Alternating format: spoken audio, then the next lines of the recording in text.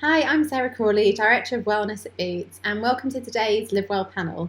Today we're going to be talking all about sleep, a topic which I know so many of us wish we either had better sleep, more sleep, and are constantly looking for tips on how we can improve our overall sleep. And I'm delighted that we're joined today by Catherine Pinkham, who is an insomnia expert and the founder of the Insomnia Clinic. Welcome, Catherine.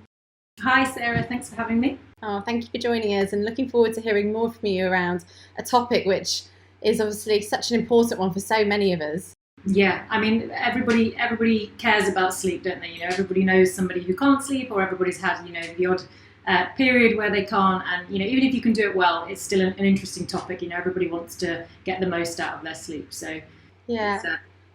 And I think it's a topic as well that I feel like we're just hearing more and more of, whether it's through more apps or, sleep tracking, and then perhaps more kind of research as well into the benefits of sleep in terms of our overall health and well-being. It definitely feels like there's not a week goes by when there's another story about sleep and the overall health benefits. Yeah, and I think that as the emphasis on mental health and well-being gets greater, we've sort of realised that actually we can't ignore sleep. So there's no point talking about every other aspect of sort of anxiety, stress, mood, if actually we aren't going to cover how to sleep well, because it's so hard for people to be happy and feel motivated and have energy if actually they're not sleeping well. So it's a real core pillar of well-being, and I think that tech and that sort of thing is helping it to get recognised.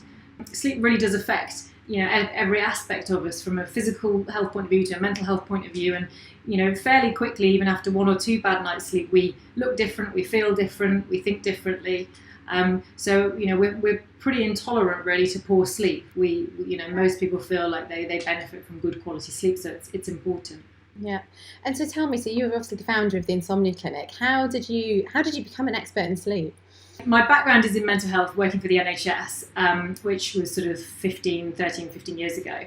And as part of my work in the mental health services, I trained in this insomnia work and this insomnia program. And there's very few trained specialists across the UK. And we were lucky enough to take this training. And straight away for me, it just clicked. I absolutely loved it. It felt sort of quite black and white that actually if people were doing this, they were getting better and it was changing their lives. And as time went on, what became really apparent was that not just people with mental health problems, but so many people had problems with sleeping, and all they could be offered really were sleeping pills. Yeah. They weren't being offered sort of treatment or therapy. It seemed to me that actually it was a fairly straightforward program of treatment that anybody should be able to access. So after I'd left the NHS, I set up the Insomnia Clinic, working one-to-one with people to deliver it. And it's expanded from there. So we have I've trained other therapists, and now we have an online course to make it even more accessible. So it's a treatment that really works, but just lots of people aren't really aware of it, or their GP just simply can't get them access to it on the NHS, which is kind of my mission, is to get it out there and get as many people as we can sleeping naturally. Yeah.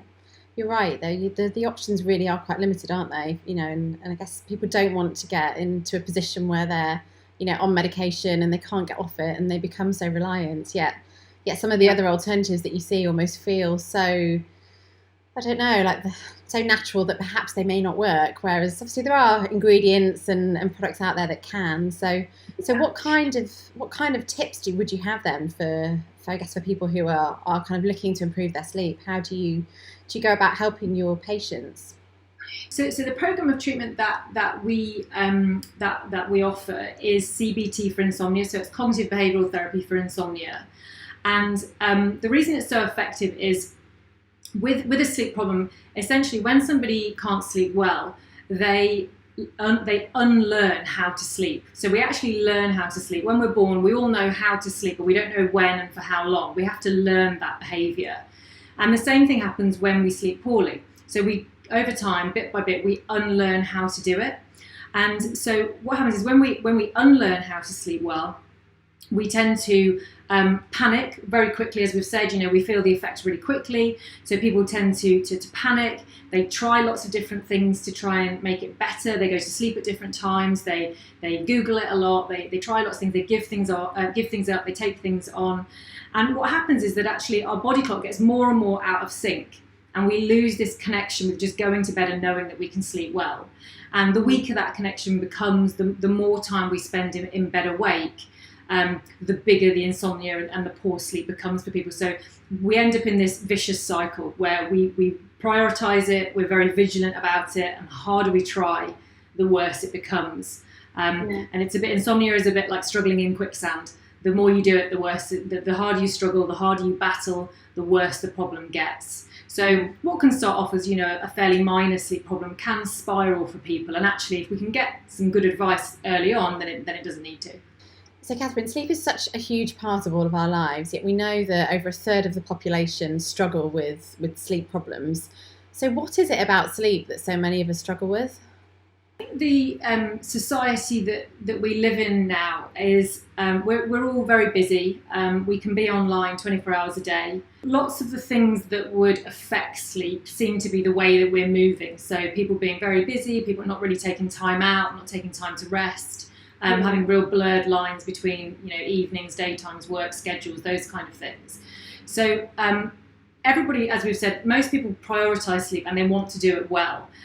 But society sort of gets in the way, and then when things start to go wrong, there's so much advice out there and information that it can be a real minefield for people. And once you start doing things and it's not working, and again, as I say, you get hypervigilant, you try harder and harder.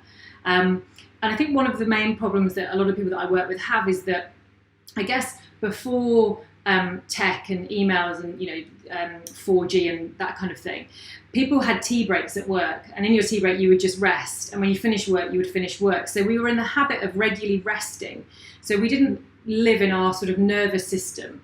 And now what happens is we get a lot of people who just 24 hours a day are in that nervous system. They're running 100 miles an hour, and actually if we don't take time to step out of that and rest, then it's quite a tall order when you get into bed to expect your body to suddenly do that. We're asking it to go from 100 miles an hour to just switch off and deep quality sleep for 8 hours.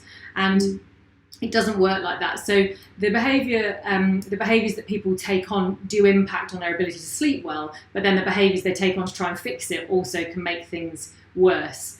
And do you think, because obviously across the last few months, we've all been living in a very different world, and for some of us that's meant slowing down, for others it's meant speeding up, and I know just from speaking to some of my friends and colleagues, they've actually said that they've had more sleep during lockdown because they haven't, they've been working from home and they haven't had as much of a commute and kind of some of those daily stresses and pressures that we kind of cram into what is already quite a tight day. So I guess what have you learned around how sleeping habits have changed since the COVID pandemic happened?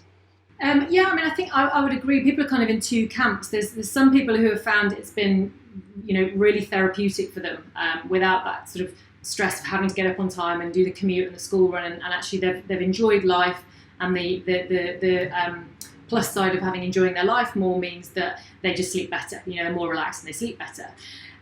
But for a lot of people, lockdown was sort of the perfect storm, really, of all the things that could go wrong with sleep. People didn't have to get up at the same time anymore. Although that felt like a good thing initially, that people were getting a lie-in, actually, in terms of our sleep, it's one of the worst things that we can do. In order to sleep well, we have to have a really strong sleep drive. And if you think of that drive like an appetite for sleep, the longer we're out of bed, the stronger that appetite is, and the stronger the appetite is, the faster we fall asleep and the better the quality and the depths of sleep that we get is.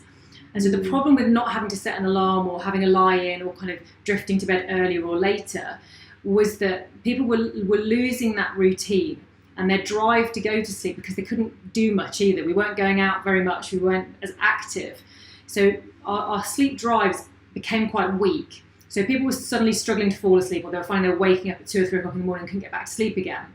So the routine side of things really affected people. And then if we add into that, lots of stress. Some people were stressed about health, and there's nothing like health anxiety to keep you awake at 3 in the morning. People were stressed about money and job situations. And again, we can't sleep when there's so much on our mind, when, it feels like it's kind of life or death like that.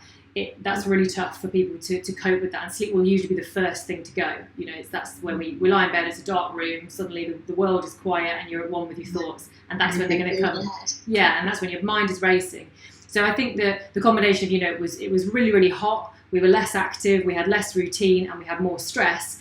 that's pretty much the list of things I would tell you to do if I wanted you to sleep badly. So it was no surprise that sleep became a big issue for lots of people. And how so have you had dealt with more patients during this time, and how have you helped them, I guess, deal with some of those extra pressures and dynamics that are at play? A lot of the techniques are helpful. So getting people to look at their sleep routines and change their structure of their sleep to make sure that body clock was nice and tight and knew what was going to happen every day.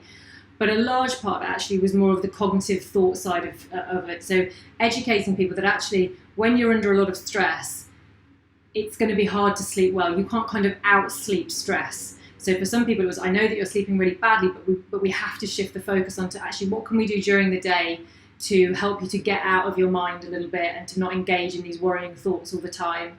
And your sleep will improve, and we can do some things on that. But a lot of the work I do with people is that education that actually you can't out-sleep stress.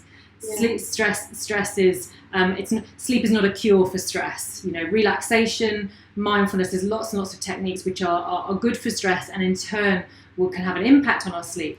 But people sometimes have a full-on busy, stressful lifestyle, and then expect that sleep will give them all the energy and relaxation and give them all that well-being and that feeling refreshed, but actually it can't. And I think lockdown kind of proved that actually when there was so much stress around, it was almost having to accept that the focus should be on mindset rather than just purely on sleep for a lot of people. And so what would your kind of top tips be for people who are struggling to sleep? So I think the first thing that I would always advise people to do is make sure that you're getting up nice and early and that you're not going to bed too early. So the first thing that people do when they can't sleep well is they go to bed early.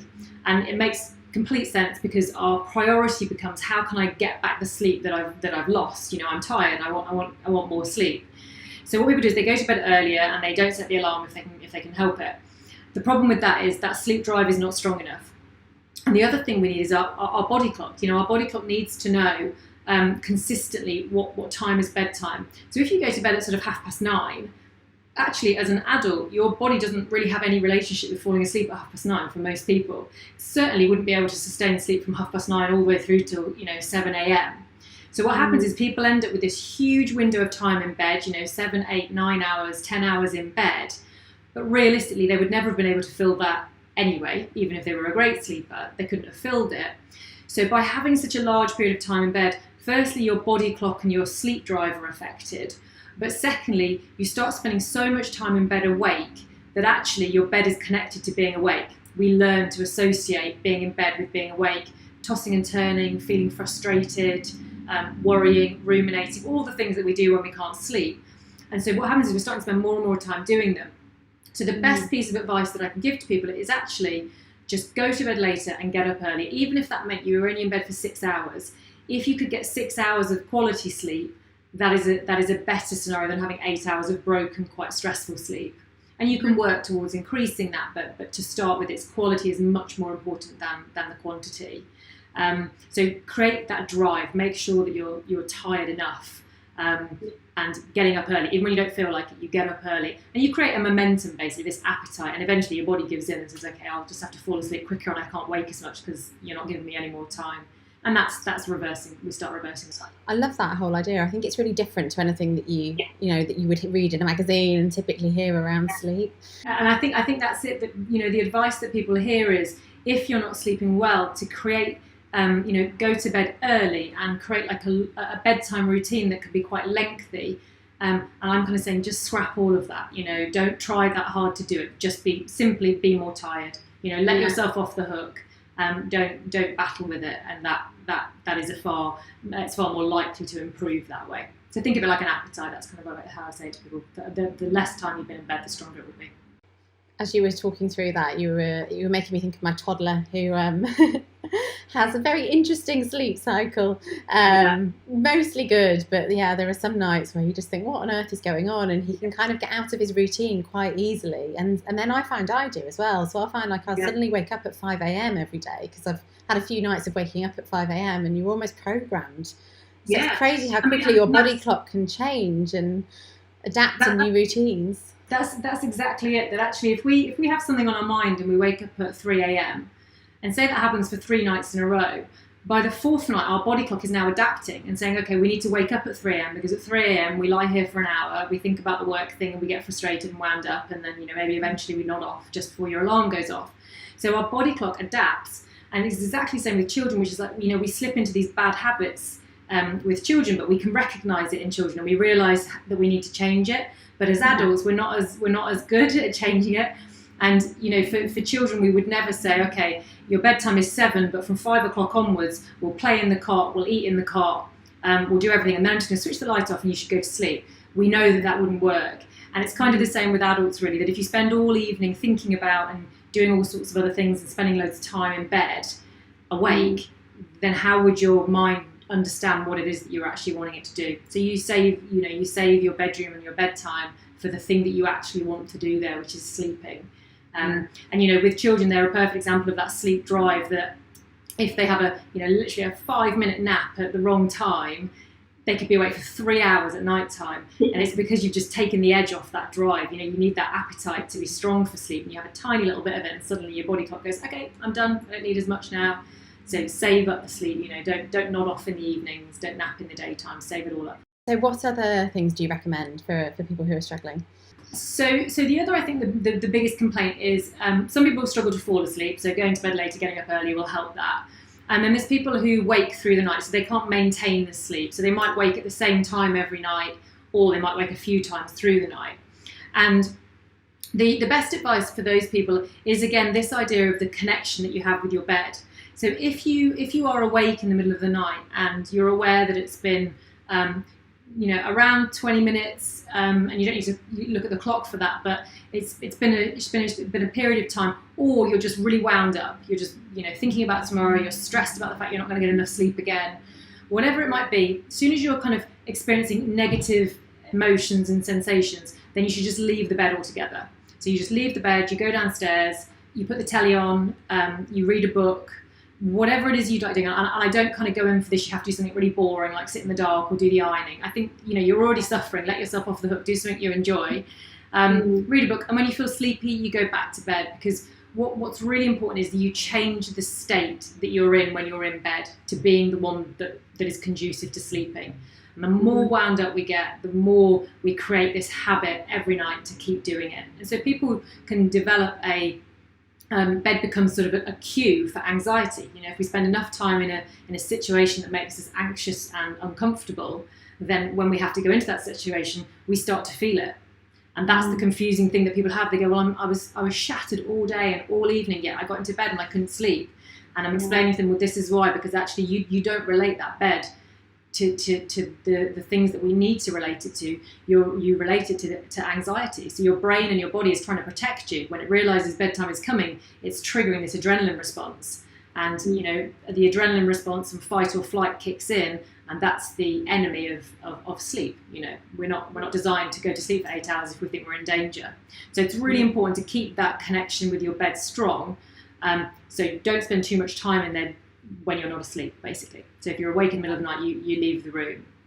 And I kind of mentioned it a bit there, but the first thing everybody does when they wake in the night is look at the clock. And we're all guilty of it, because it's you kind of just want to see how bad the damage is sometimes. How long you've got left. Exactly. How bad tomorrow's going to feel.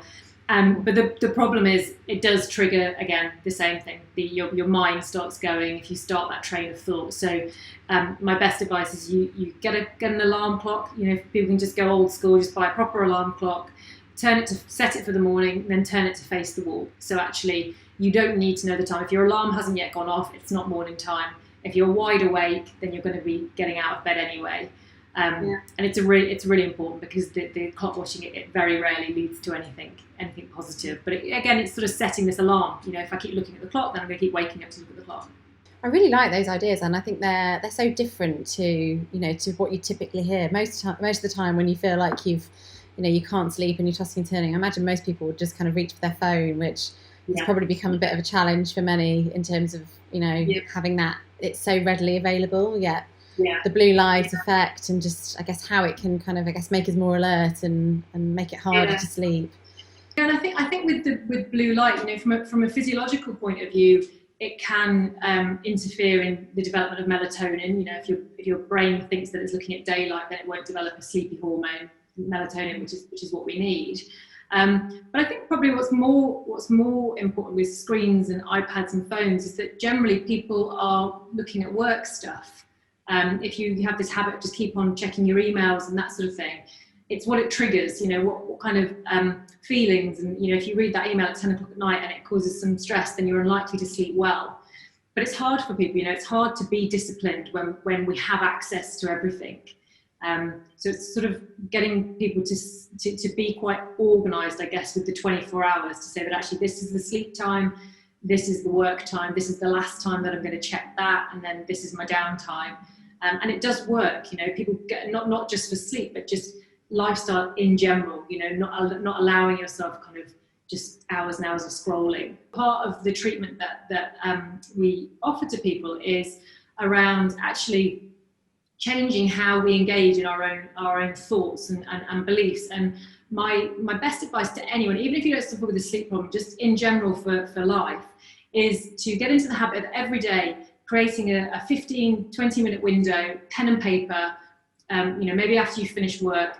And in that time, you just empty your mind. So you write down either anything that's bothering you, or stuff you have to do, or things that just play on your mind in the middle of the night that maybe you're trying to ignore. You know, that's how we usually deal with stuff we don't like, is we try and ignore it.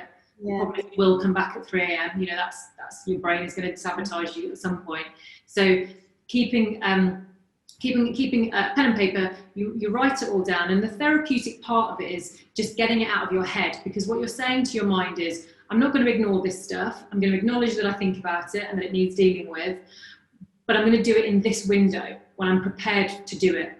And what that allows you to do is free up the rest of your 24 hours. So you can be more present in conversations and nice, you know, pleasurable activities, if you know you get into a habit that actually I will deal with the stuff that's bothering me. I'm just not going to deal with it the whole time. I'm going to just allocate this window of time.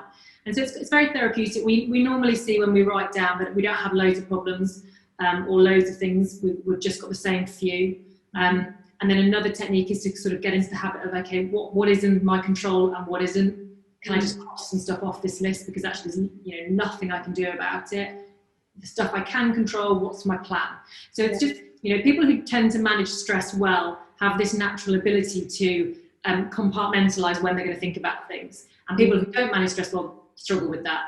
So it's learning again, it's just learning a behavior that will make you feel better. And when it comes to sleep, it's so beneficial, because at 3 o'clock in the morning, you're going to think, okay, it's popped up again, but I know I've written it down. I know I made a plan, or I know I already agreed that I have to just let it go. And you're far more likely to be able to be mindful, notice it, let it go.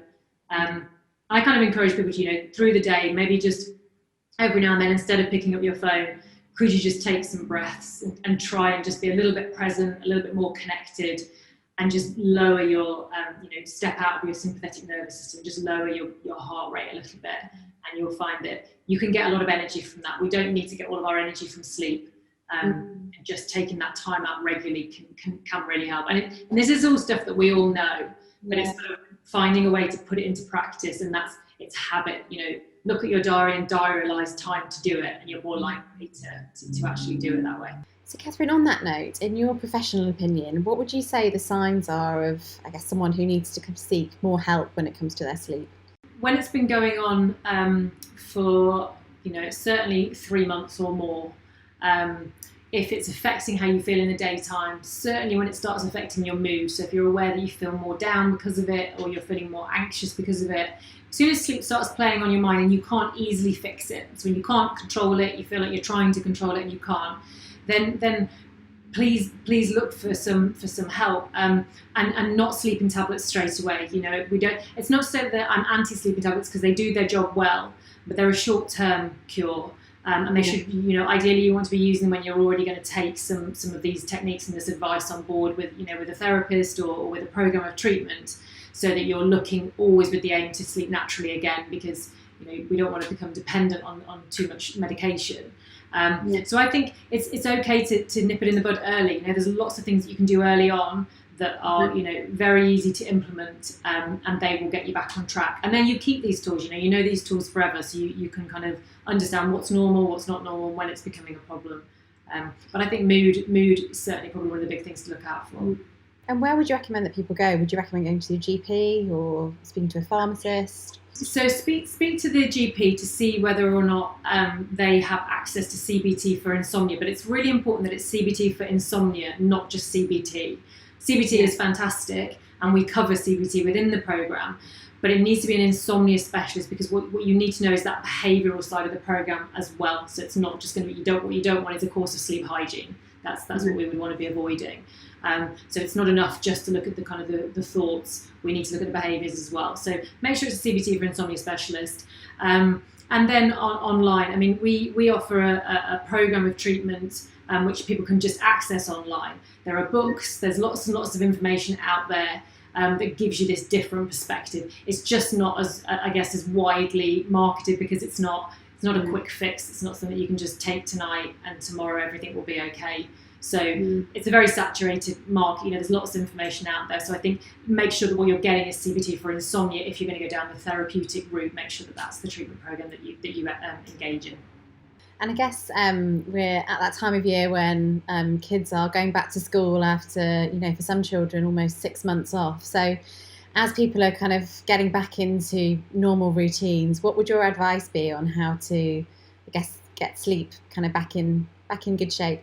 Yeah, I mean, I think it's going to be a difficult time for people, really, because children, you know, certainly my children and most we know are all going to bed much later. I mean, they do anyway in the summer, but you're right, they were off school for so long before the summer that, you know, bedtime routines have kind of gone out the window a little bit. So I think try and sort of slowly work back towards getting a normal bedtime. Don't just on the night before they go back try and put them to bed 2 hours earlier, because you're aware they're going to have to get up 2 hours earlier, because it won't work. So you can slowly kind of edge that bedtime 15 minutes earlier, you know, every week or so, and try and get yourself back there.